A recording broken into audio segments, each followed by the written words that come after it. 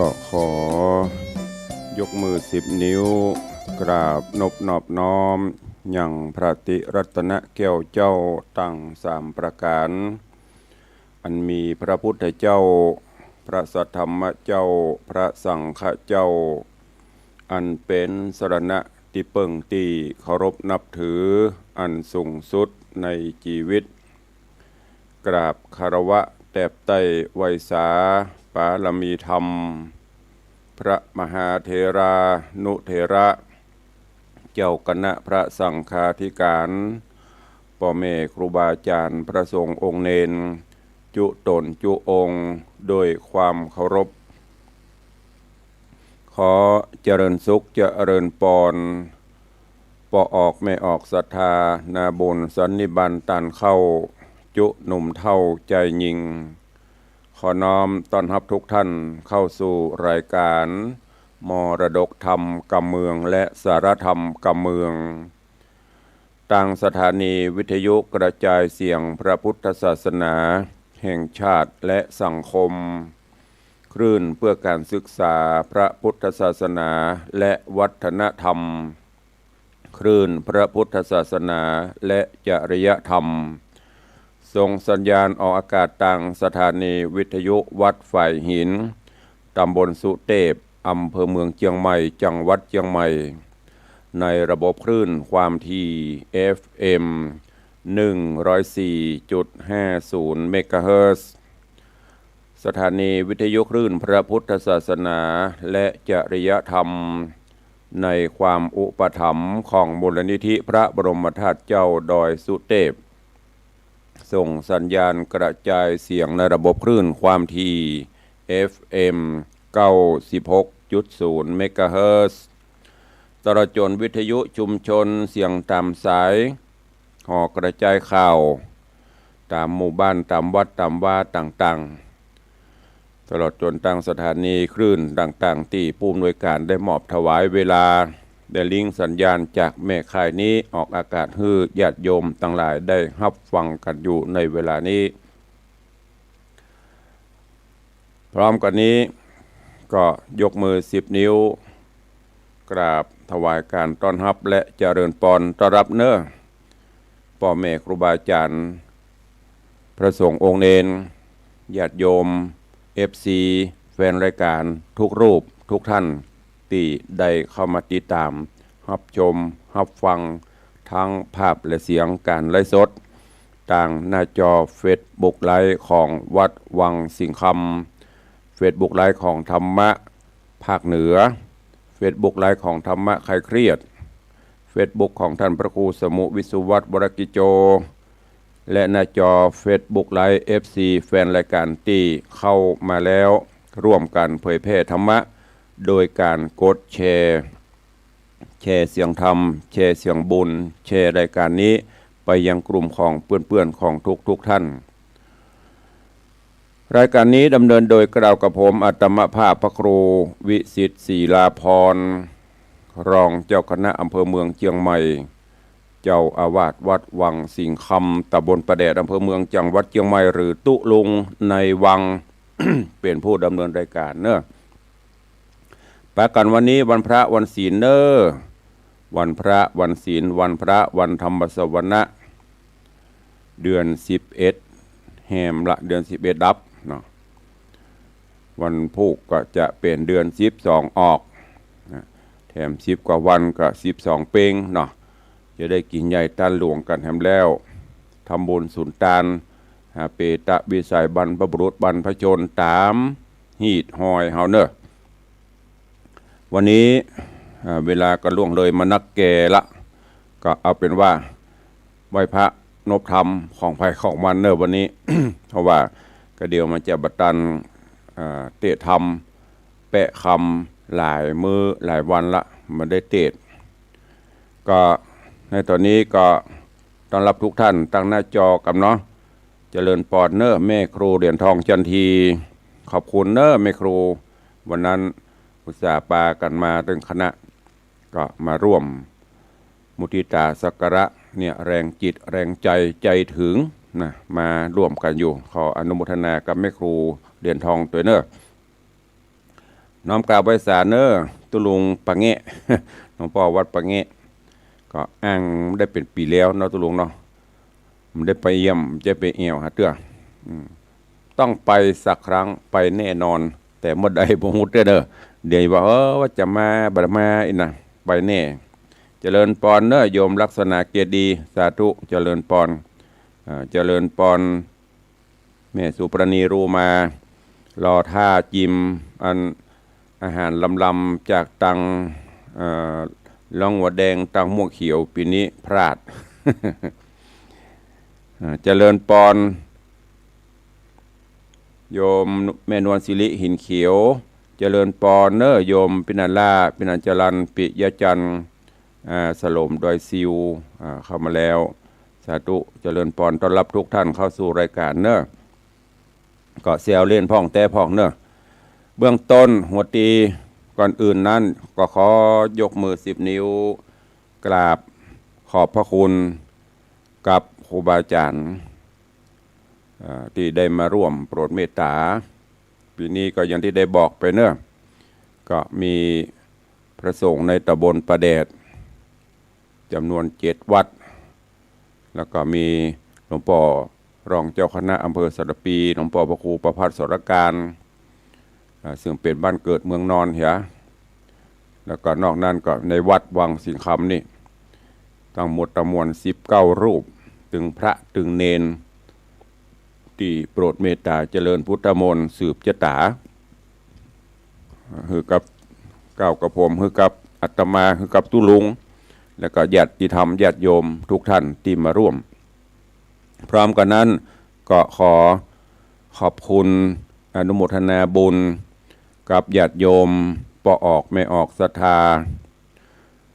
ที่ได้สละจตุปัจจัยร่วมถวายมุทิตาสักการะตลอดจนสละเวลาอันมีค่าดันดนมาร่วมกันสืบชะตามาร่วมมุทิตาถึงที่ถึงวัดเมื่อวันที่21ที่ผ่านมาเนอะบอกว่าจะเป็นต่างลำปางโดยการนำของปอทาวรวิริยะพร้อมคณะมา2 กันรถตู้กัน แล้วก็มีญาติโยมตังสันทรายตังดอยสะเก็ดตังสันละปีเนาะตังหางดงสันปัดดองอำเภอเมืองตังปุ่นแม่แตงกับปอสมานยาวิชัยดันดนมากันรถเครื่องมาหรอหลายที่หลายต่างเนอะแล้วก็ขอบคุณกับผู้อาวุโสโยมปเลี้ยงทองใบเปรมประชาอย่างที่ทุกเจ้าได้บอก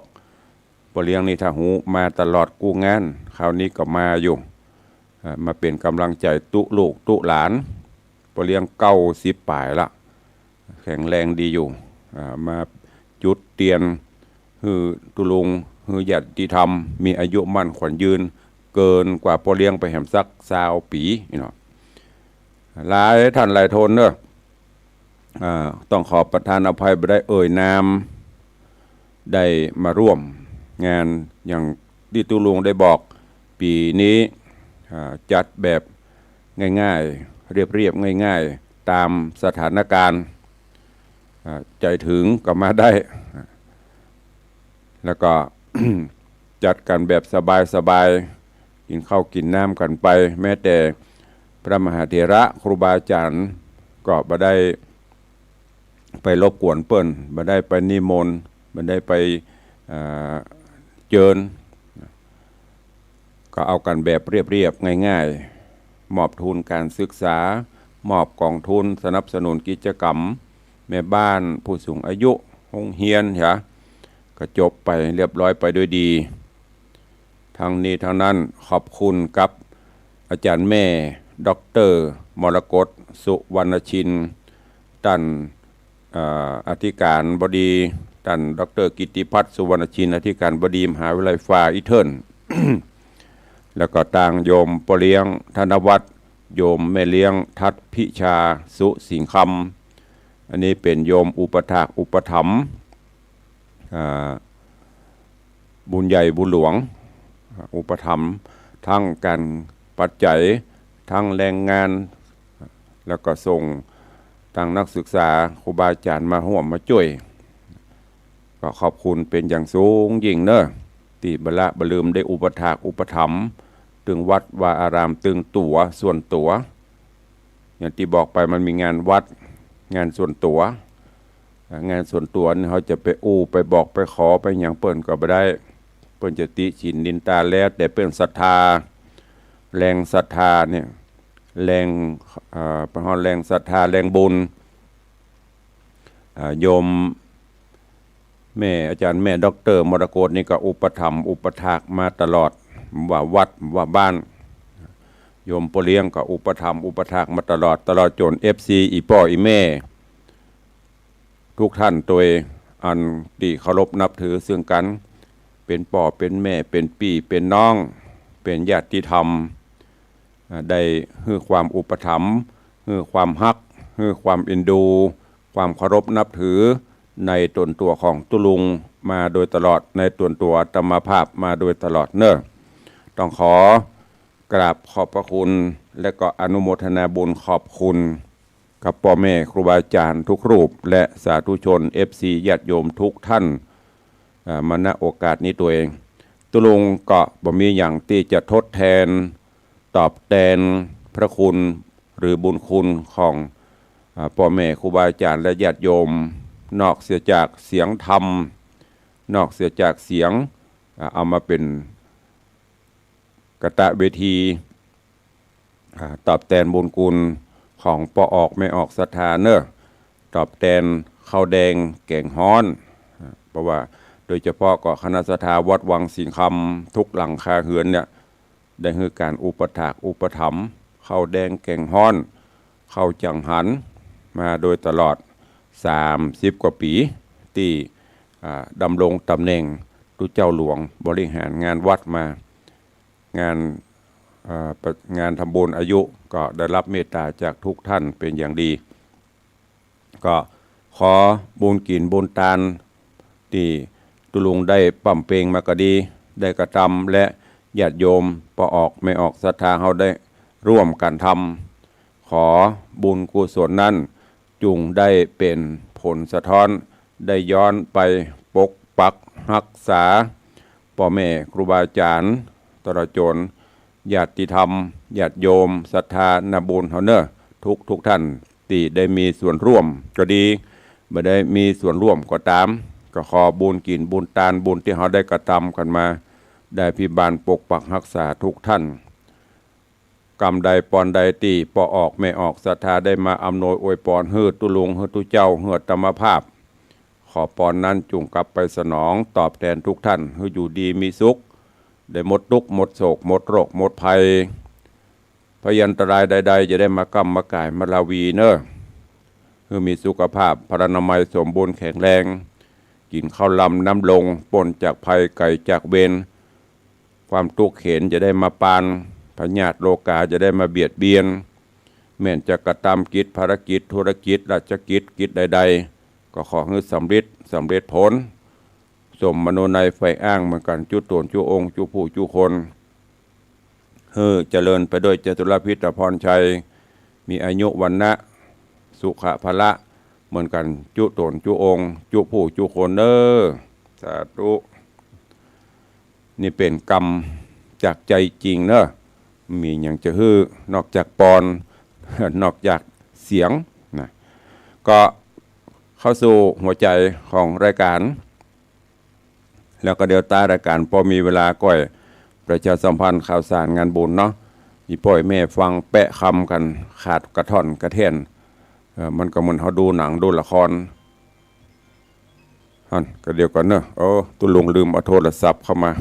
ขอสุมาแป๊บเดี๋ยวเนอะ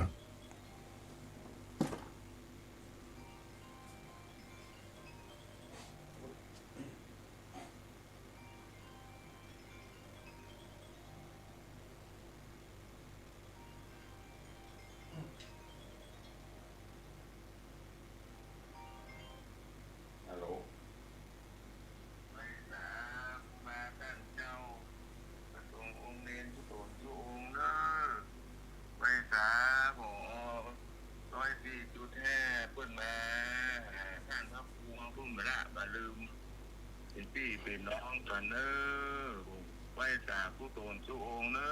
ะบุญบารมีของท่านพระครูเราแล้วก็FC ตัวที่ได้มาหา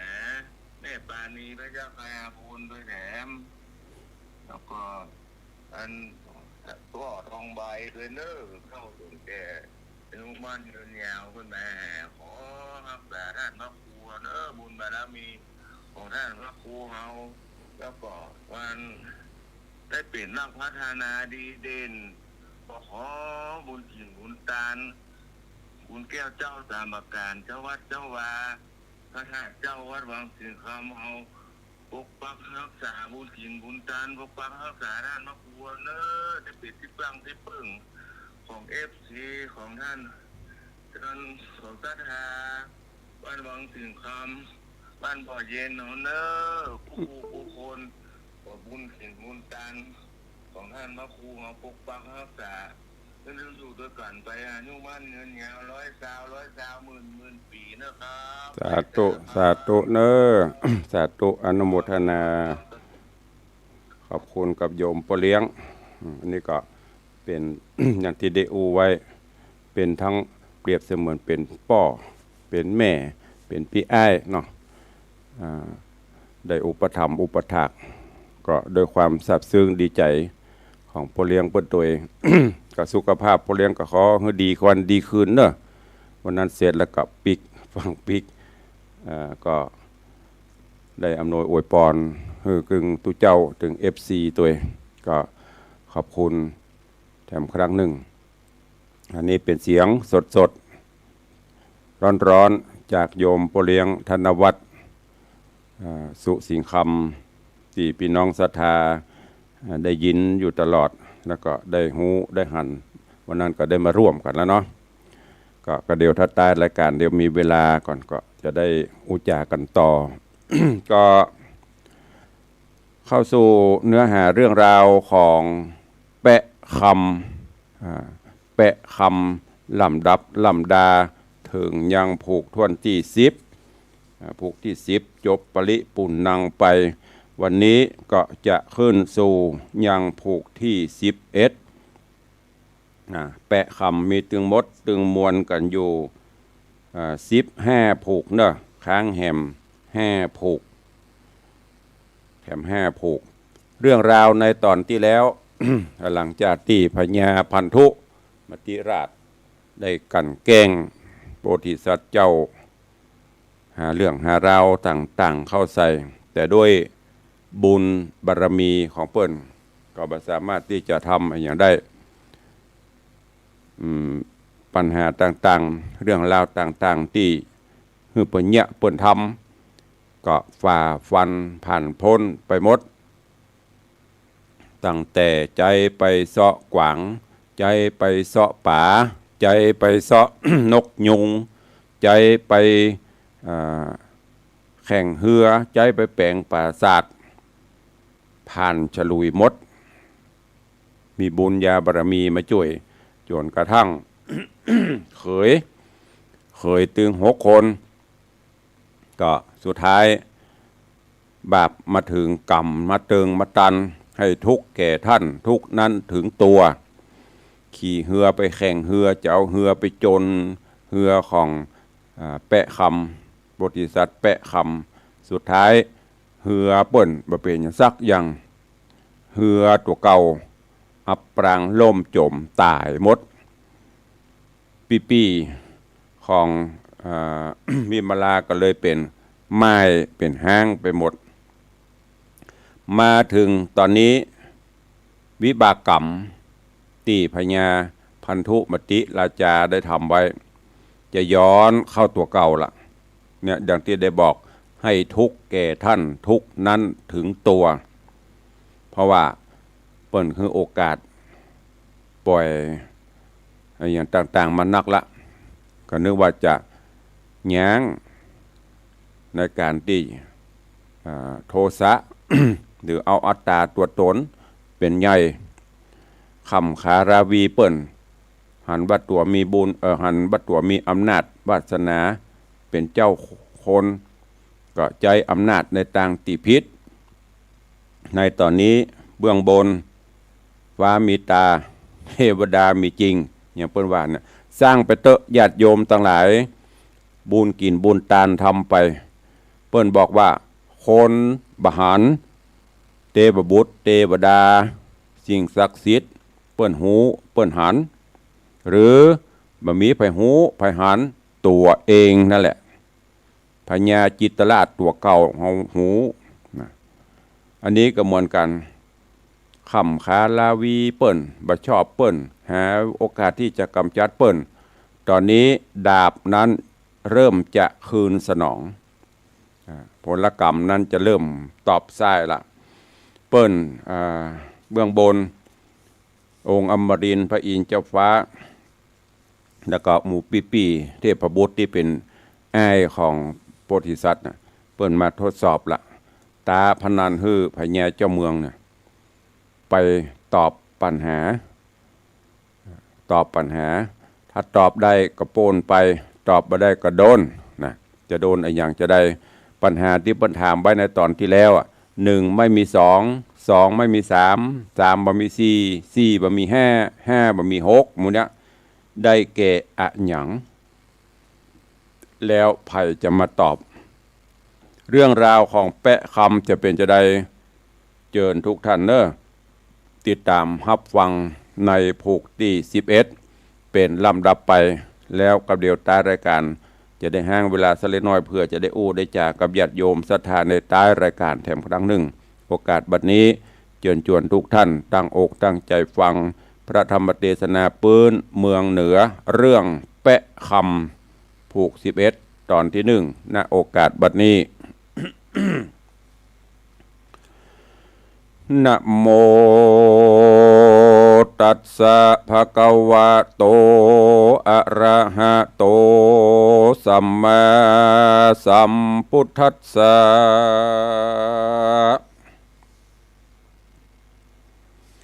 ตาติญะทิวะเสสัมปัตเตโยโกจิปุกะโลอะหังชานามิติวัดวานาโห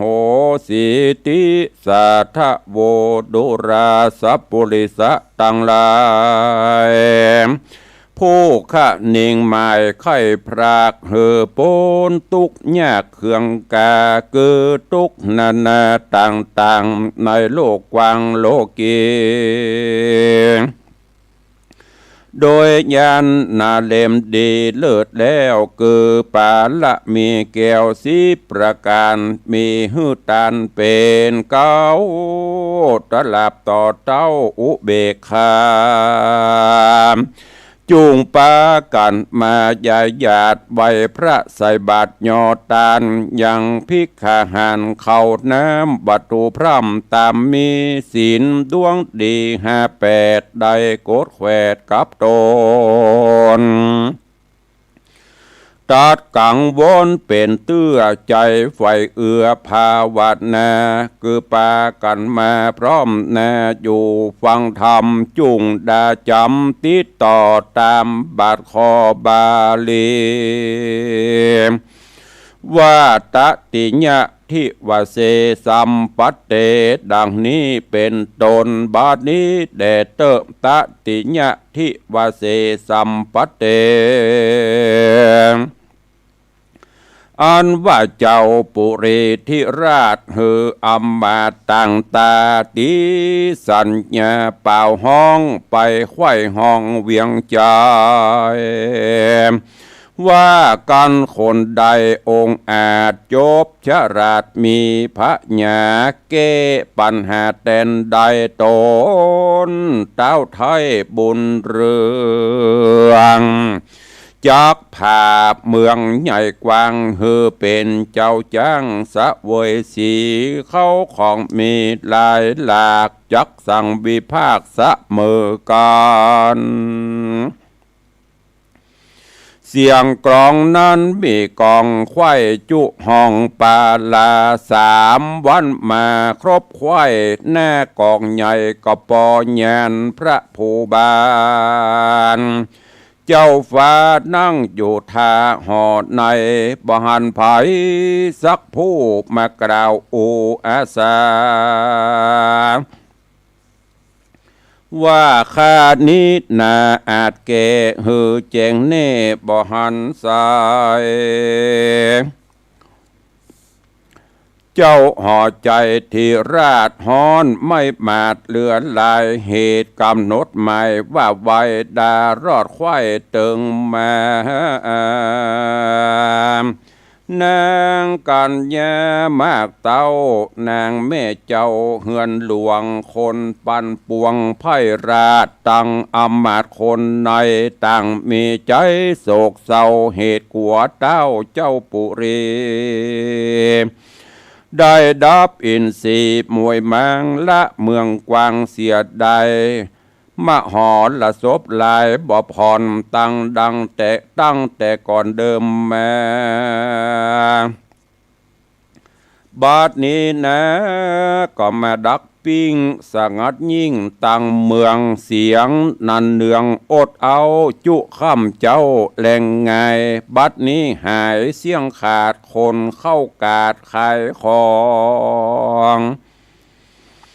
พ้องเตียวตามกองลายหลากบัดนี้หากบางตาโขงป้าลาใหญ่กว้างดังจักห่างเสียโคนจุ้มรีปนมวลหมู่พ้องซบเศร้าอยู่มองเงาพ้องเกยเมาล่าสอดบัดนี้จอดเศร้าซาพ้องก็จะหัดหาวบอกกลัวตันตาเตาใส่ตันตะกามว่าเป็นแต่เจ้าหอคำยศใหญ่บ่ตวยไตตามกองเต้าทะลิปองสั้นสองหายังจ้องอุบายย้อนใจหมายใครคำคาหือเคยล่ามอละนาบาปนั้นนามาตันตาแต่เล่าหือเคยเก้าหกใจฮือโจมน้ำหายเสียงขอดบ่เหลือรอดคนใดตั้งโยธานใดน้อยใหญ่อันขามใจไปเหือก็บ่เหลือเคินข้างโจมแม่กวางหายตาบัดนี้มาถึงตาพญามาฮอดเตี้ยงใดมวยมอดบ่สงสัยพ้องก็ไขกล่าวห้ามว่ามึงอย่าจมซ้ำไปลายเหี่ยวจักตายย้อนปากกั้นจักลากไปฟันฮือดับขันความแน่จอมเจ้าฟ้าปาลาโจมโยธาหนุ่มเทาตั้งตันเล่าจะใครมีหลายในยะหลายอย่างมีต่างนาก็มีหันและนาอาทาโคโอโหโอลาจาเมื่อนั้นพญาธิราชซ้ำเรียกนักปราชญ์ปุโรหิตาตั้งเศษนาหนุ่มเทามาอยู่เฝ้าโรงกันแล้วไข่ปั่นกล่าวจี้เฮอแจงทีขี้ญาว่าโดราปันดิตานักปราชญ์ตั้งอำมาตย์แก่มเมืองโยธาเรืองน้อยใหญ่อันมาพร้อมไข่โรงการจูงเปิกสากันพร้อมแน่อย่าได้จ้าเร็วไว้ว่าเนี่ยสันใดนั้นใส่เฮาจริงจักใดสวดสดีเฮาเฮตีกองเป่าไปไข่ดาวไข่ดาวปาลา3 วันมาครบไข่บ่มีไพรตาไพรไตยิ่งใจเศษนาดลายอำบาตหรือนักปราชญ์คนใดมาจากใครต่อแน่ว่าหาคาอาจกราอาสาแก้ปัญหา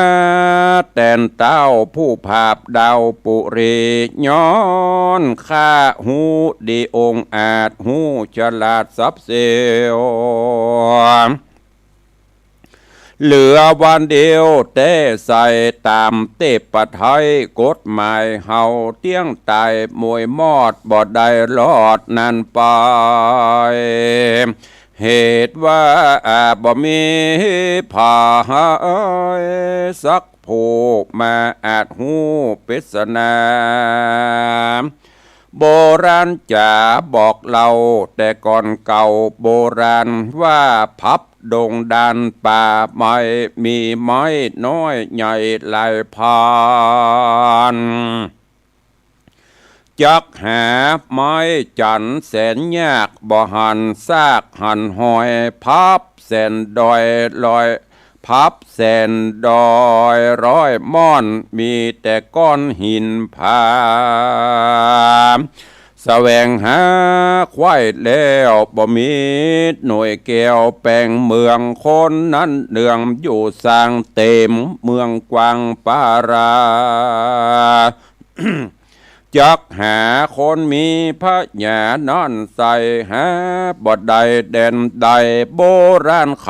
กล่าวแก่หากแม่นแต่ดิเลงพระภูมิมีเจ้าจ้างไข่กล่าวอ้างนานายามนั่นนาปุโรหิตาผู้น้อยลำดับซอยสุดไปก็มายอมือถวายก้มกล่าวว่าข้าเดชเต้าเจ้าเหนือหัวบัดนี้ตัวข้าไทยกึดขวาดใดในใจว่ากวนจักไปกล่าวโอฮือเขยลาหูตามมีตั้นทะลงฤทธีหลายหลากเตจะมากนำนาอาจแก้ปัญหาขวับยอขวาดใดจุคอบ่สงสัยเจ้าห่อใจทิราชแม่นอาฆาตตือเวนกาตามเข็นบ่ผ่อนแก่เจ้าน้อยอ่อนลายตีกือขับหนีลาพรากออกไปจากปาลามีอาจญาแต่งใจเพื่อฮื้อใดวำวายบาดนี้เต้า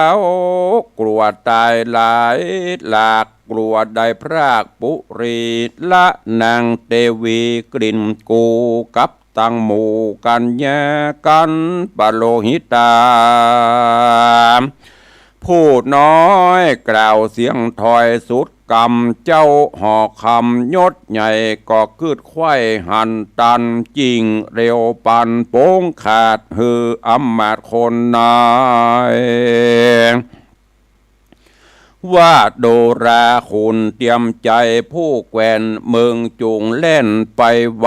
ออกเวียงใจอย่าจ้าไปบอกเคยลาตนกูถามมันโดฮือแน่ว่ามันอาจแก้ปัญหาอันเทวดาถามไว้ได้บ่ได้สันใดแล้วเร็วไวปีกบอกใหม่แน่ออกคืนมาคนต่างตาแกวนใจฟังเต้าไทยโป่งปันก็ภายผันรีบเฮาออกจากดาวปาราเทิงเก๊กหาตูบน้อยแห่งนอพระยอดซอยบุญมีอันจุดีก้มกล่าวไขบอกเล่าขี่แย่ลำดับมาแต่ตนติดสืบสนเทิงไปฮือตนคำใจบุญใหญ่หูแจ้งไข่โจพระการดอโปที่ยันหนุ่มเนาจริงตอบเล่ากำไปว่าดูราขุนเตรียมใจผู้แกวนต้านได้เล่นมาจูเฮาขานิ่งดูสันพอยังบทบาทคอปัญหาเฮานี่นาอาจแก่หือแจงแน่หันใส่ต้านจุงไปขับใบบอกเต้าไทยผาปาลา ว่ากันพญาเจ้าจ้างกัวได้มั่งวำไวจักปั่นไม้ฮือคาไปเกต่อหน้าแตนตนจุงฮือรีปนอามาตังไพรราชยิ่งใจได้คงควายแต่งสังยังต่างใหญ่กว้างเร็วปันตั้งแต่หอจันเป็นเก้าตราบต่อเต้าเถิงเฮือนเฮาปากตุงเสาเป็นถอยประดับจ่อน้อยเป็นสายกุ้ยอ้อยใหญ่ยศวังตั้งสองปั้งข้างต่างปล่อยแล้วนำมาจะนำจ้างใจตัวผาเสดลักษณะเลิศมงคล ตังรีปนหลายแหล่มาเวทแห่อาสาฮือเฮานี้นาขี่จ้างตัวเอกอังงงอนเข้านครไปหอดเถิงที่จอดพังกาเพื่อเก้ปัญหาแควบหย่อจุบาดคอตามีเพื่อฮือเจ้าปุริธิราชได้แกล้วกราดอนตะรายกันบ่คงควายแต่งห่างตามเฮาอ้างจะไข่เฮาก็บ่ไปเป็นอันขาดตนเต้าธิราชภูบาลตนเต้าธิราชภูทรก็จักเมื่อมอนเป็นแกนบ่อาจแล่นพระนีการนอบโมนียอดซอยกล่าวเสียงถอยกำจาขุนต่างตาแกวนใจก็รีบขับไว้อันจุลีแล้วลานีปิกปอกไว้หน้าออกขึ้นมาแล้วทุนสาขาบว่าไอบอกเต้าไทยจูประการก็มีฮันแหละนะนิธิตาขีญาสังวันนาวิเศษจาห้องเหตุธรรมเทศนาเปะคำลำดับเถิงผูก11ตอนที่1ก็บังโกมสมเร็จเสด็จวันนี้เปะคำลำดับลำดาเถิงผูกที่11ขอโป่งวางไว้เต้าอี้ก่อนเวลาเหลือแถมน้อยเดียวเพื่อจะได้ได้จ่าญาติโยมศรัทธาเนาะเนื้อหาเรื่องราวในตอนนี้อย่างที่ได้บอกแต่ต้นให้ทุกแก่ท่านทุกนั้นถึงตัวถึงตอนนี้โพธิสัตว์เจ้าได้ทีละเนื่องจากเทพบุตรเทวดา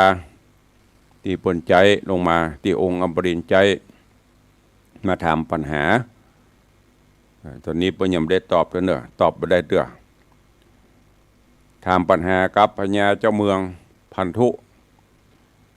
ตันผิงตอบจะได้ไม่ได้ถึงไม่ได้แน่นอนใจเสนาไปตีกองห้องเป่าหน้ากองปแตกหน้ากองปญานมีภัยสักคนมาอาสาทางที่ถ้าภัยเกได้ตอบได้แบ่งเมืองฮือเกิงหนึ่งแบ่งคนละครึ่งหลังจากที่เต็มสุดท้ายก็มีเสนาอมาตย์ผู้ฉลาดท่านหนึ่งบอกว่าโอ้ข้าส่องหูเล็งหันแล้วว่าคงมีไผ่ป้นเคยล่าเพราะว่าเคยล่านี้เป็นผู้มีบุญท่านลองสังเกตพอโลอันใจอย่างผ่านฉลุยผ่านมดตอนนี้ก็ลองไปเปิ่งป้าอาศัยขอแหมสักกรรมโลเพื่อจะรอดแหมได้ยินอย่างอี้ใจจื้นมาหน่อย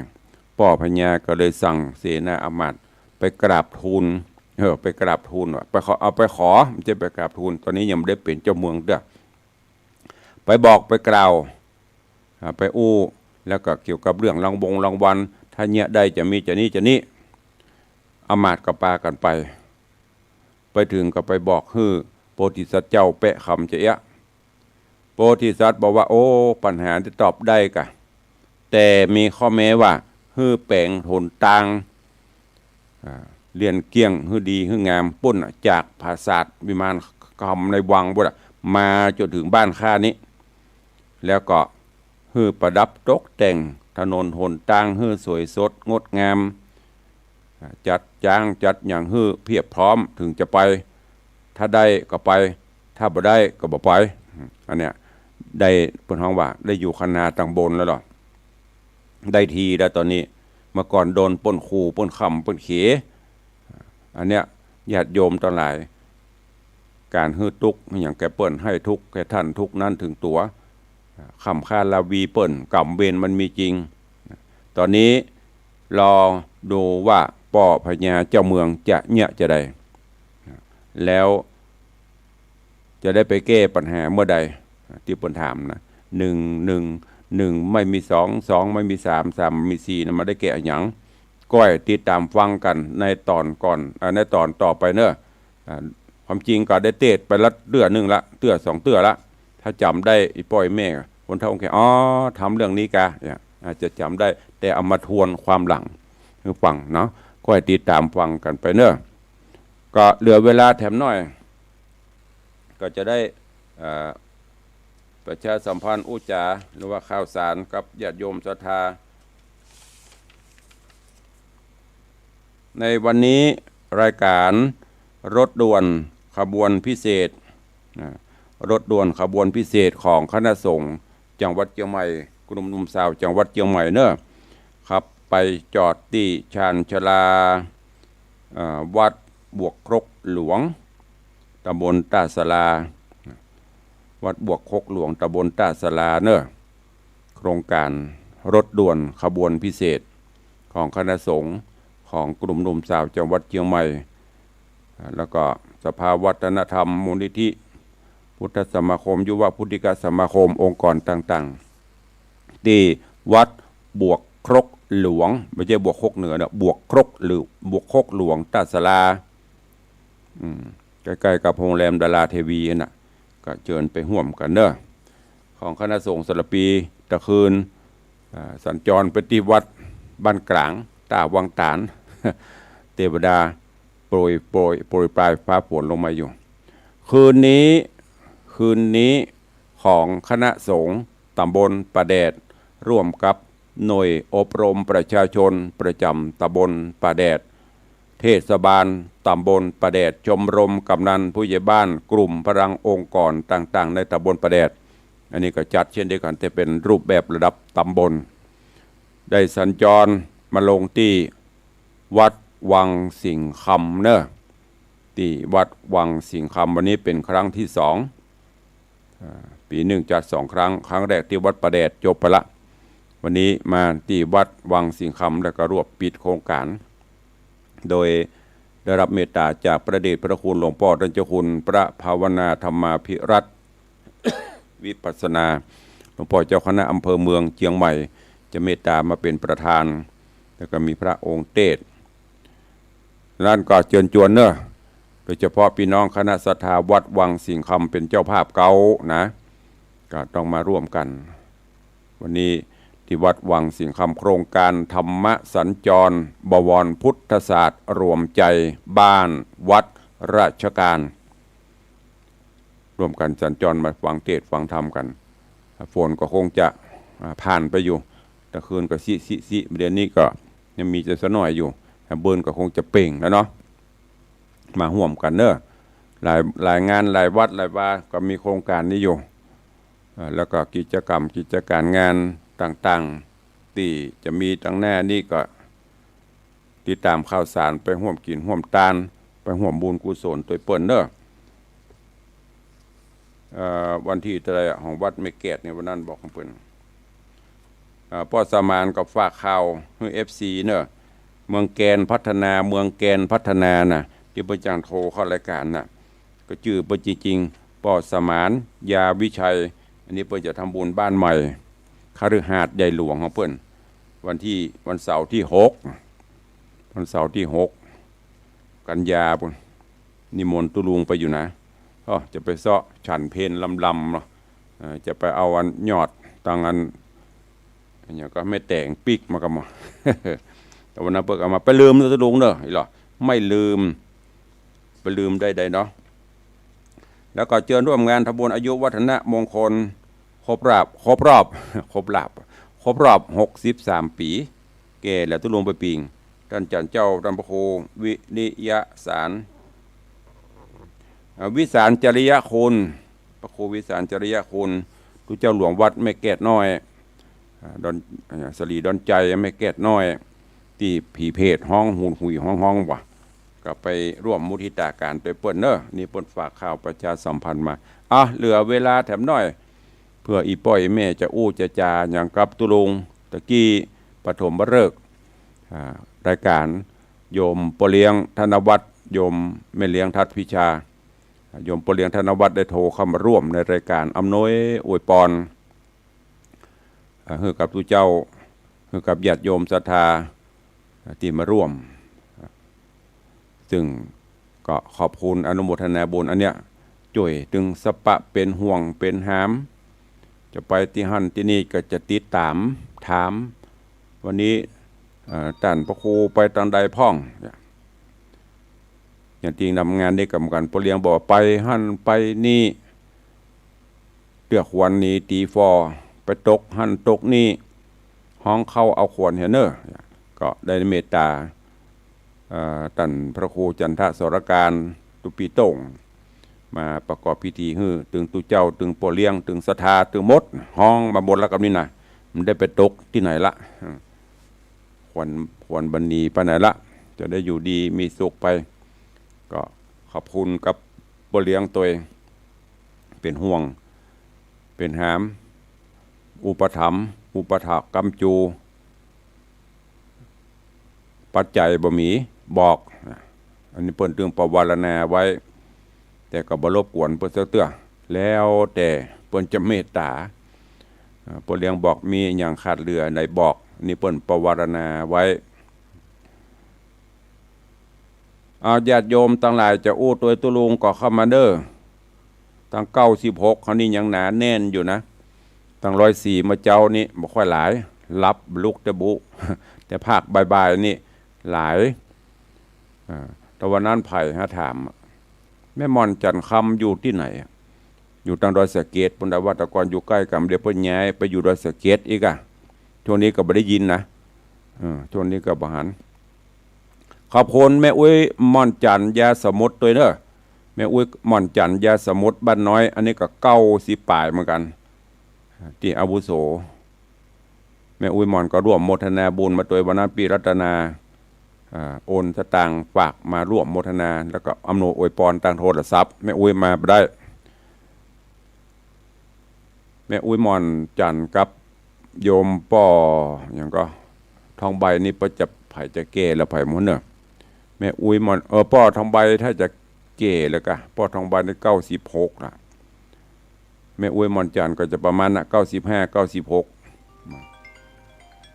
ก็ขอบคุณอนุโมทนาบุญกับทุกท่านตัวเองเจริญปอนกราบนมัสการเจ้าไปแล้วเนอ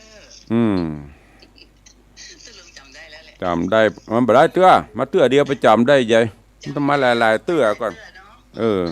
อย่างโยมป้อทองใบทุกงานไม่เคยขาดโยมแม่ปราณีพยัคฆ์ไคหพลทุกงานไม่เคยขาดนั่นน่ะแต่ถ้ามาบ๊อบแบมแบมนี่จำไม่ได้เด้อสาธุมีสายเข้าเนอขอบคุณนะพี่เนอ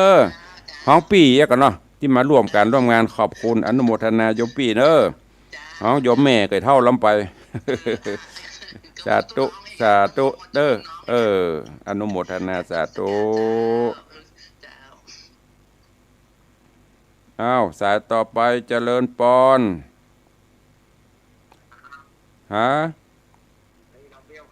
น้องเบลว่าใด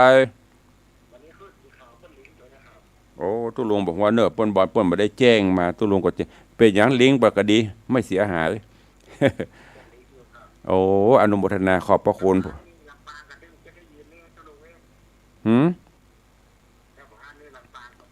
อ๋อสาธุขอบพระคุณสาธุไอ้เบี้ยวไปอยู่ลำปางแล้วกะอ๋ออ๋อสาธุเนอะอ๋อขึ้นวัดบุญยวาส106.50ลำปางเนาะสาธุไอ้เบี้ยวเนอะบุญรักษาน้องเบลที่เขาได้ยินแต่ก่อนไอ้เบลน้องเบลนะถึงเปิ้นเป็นผู้พิการทางสายตาเปิ้นแจ้งว่าตังคลื่นสีขาวเปิ้นลิงเด้อสาธุอนุโมทนากราบขอบพระคุณผู้อำนวยการโดยเฉพาะอาจารย์พระครูอภิวัฒนวิกรมบางวันพุธบางพุธตุลุงก็บ่ได้สดเนาะเป็นเทปอันนี้สดร้อนๆก็ขอบคุณทุกสถานีด้วยเนอะมีแหมก็จะเวลาล่วงเลยมาแล้วเนอะอันนี้เปิ้นทดเวลาบาดเจ็บนะแต่ถ้า104นี้พอเต็มที่ไม่มีปัญหาท่านพระครูวิศวัตบอกว่าเอาเลยเต็มที่ฮดเวลาได้ถึงพวก7:30ก็ได้เนาะ8:30หรือบ่าย2บ่าย3ก็ได้เนาะอันนี้ช่วงบ่ายของตุลุงถ้า96เฮาปะกันปุดพัดสุกนี่บ่ายโมงถึงบ่าย2โมงถ้าวันเสาร์วันอาทิตย์ก็3โมงถึง4โมงเด้ออันนี้เป็นผังรายการตุลุงของคลื่นวิทยุแต่ถ้าคลื่นสีขาวนี้ปกติถ้าจำพระครูเปิ้นมอบถวายเวลาให้ตุลุงในวันพุธแต่บางวันถ้าครูบาอาจารย์เปิ้นติดศาสนกิจเปิ้นก็จะลิงก์สัญญาณของตุลุงตัวเองอย่างวันเนี้ยน้องเบลบอกว่าคลื่นสีขาวเปิ้นลิงก์ตัวเองขอบพระคุณตัวเด้อแล้วก็ไปตามพวกพี่น้องลำปางที่บอกเมื่อกี้นะให้ติมารวมบุญกุศลตัวเองเอาแล้วเนาะคงมีไฟแล้วเนาะก็ขอทางเฟซก็เดี๋ยวตุลุงจะไปมะลูนเนอะไปตักตายมะลูนเนาะที่เข้ามาวันนี้ก็หลวงลายกันเต็มหน้าอยู่เนอะอำนวยอวยพรกันพ่องสปันสาธุเดี๋ยวตุลุงจะไปตอบเนอะก็ใต้รายการก็ขออาราธนาคุณพระพุทธพระธรรมพระสงฆ์รัตนเกี้ยวเจ้าทั้ง3ประการได้พิบาลปกห่มพ่อแม่ครูบาอาจารย์ญาติโยมศรัทธานาบุญกูคู่กูคนกูตนกูองค์เนอะ